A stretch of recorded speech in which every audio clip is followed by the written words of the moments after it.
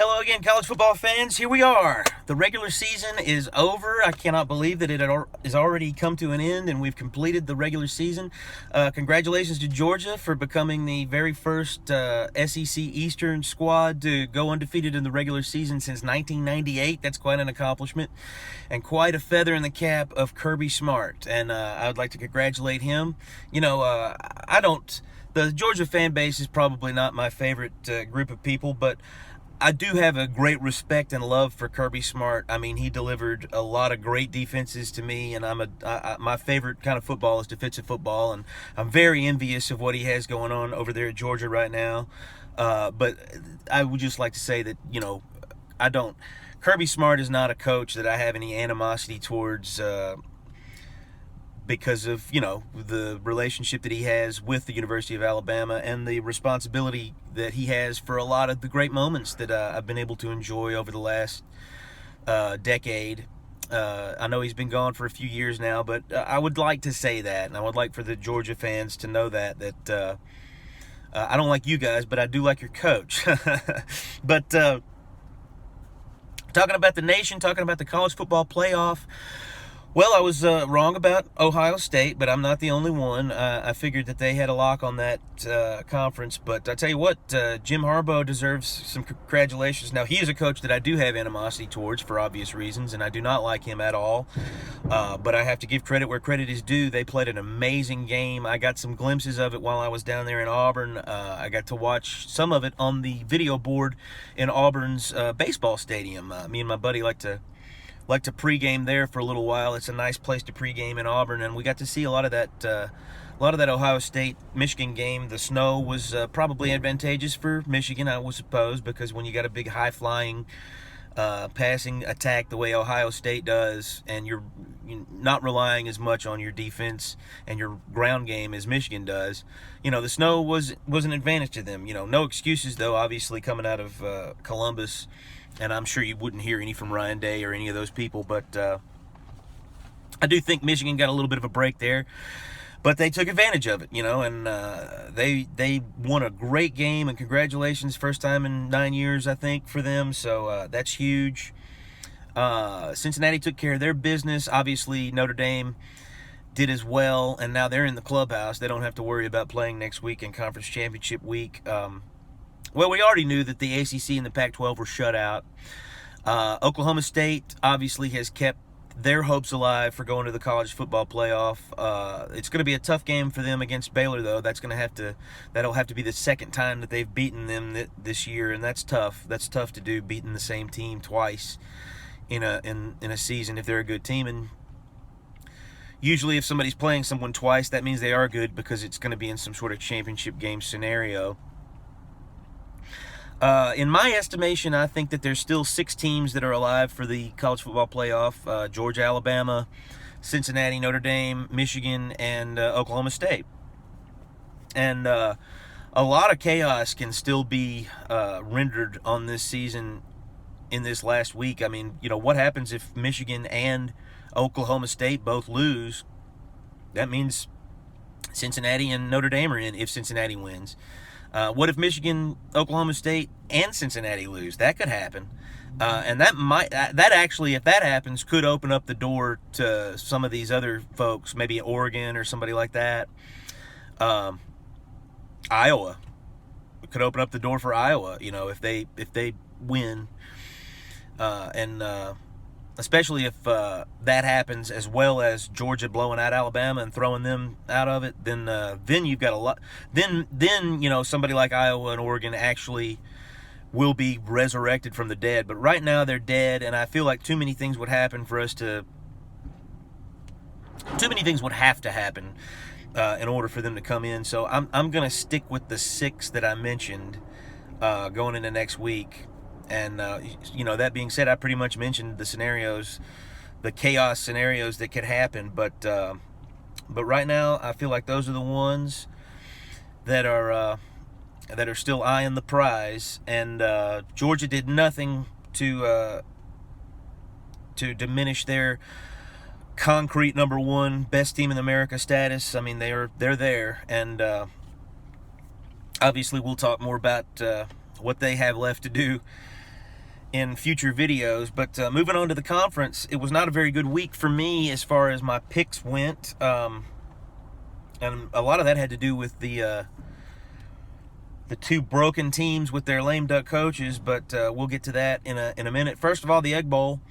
That went differently than how I predicted it would go. Now, I did say it was a toss-up game, and I only predicted State to win by one possession. But that being said, congratulations to Ole Miss. They came in with a good, strong defensive. They've really improved on their defense the last couple of weeks, and they've been able to do things that I didn't think that they were capable of. And Lane Kiffin, you have to congratulate him. What a season. This is probably the best season Ole Miss has had in the last 40 years. I mean, well, I know that Eli came close to going to the SEC Western, or to the SEC Championship as the Western Division representative. So he may have an argument in those guys.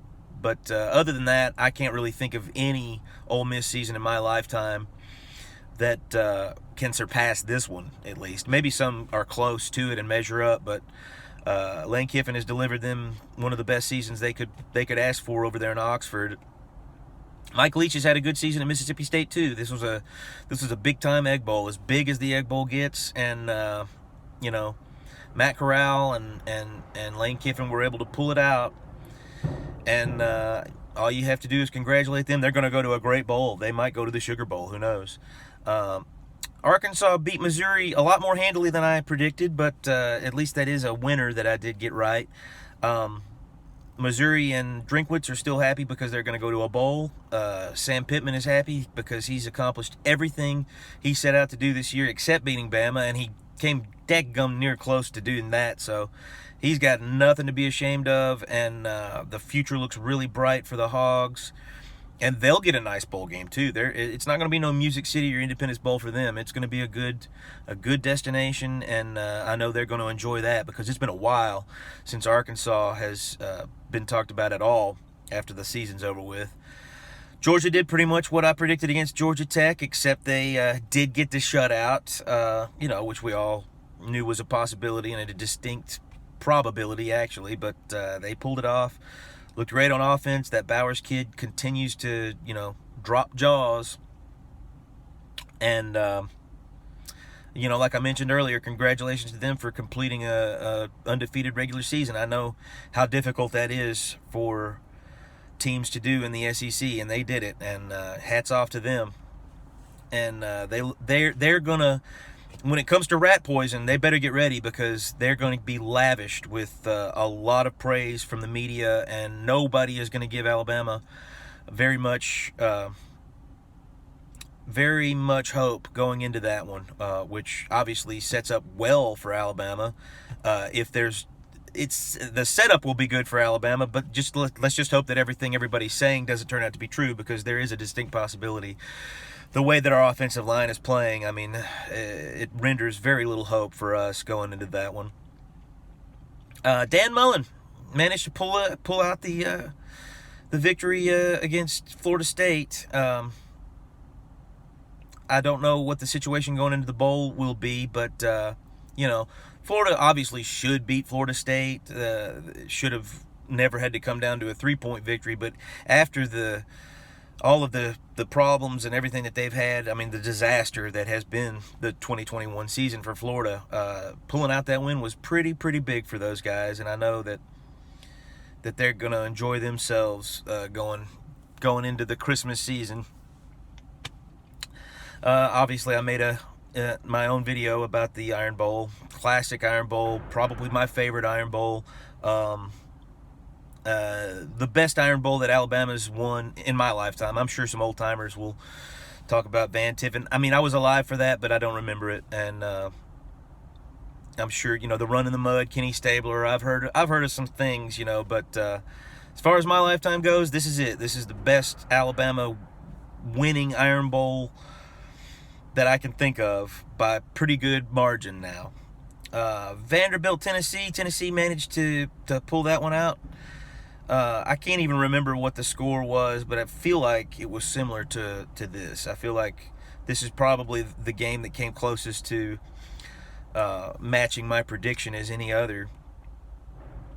And Heupel, I was one of Heupel's earliest and fans, and he's continued to win more and more of my respect as the season is going on. And now Tennessee's going to go to a pretty nice bowl, and they're definitely a force to be reckoned with in the East going into next year, in my opinion.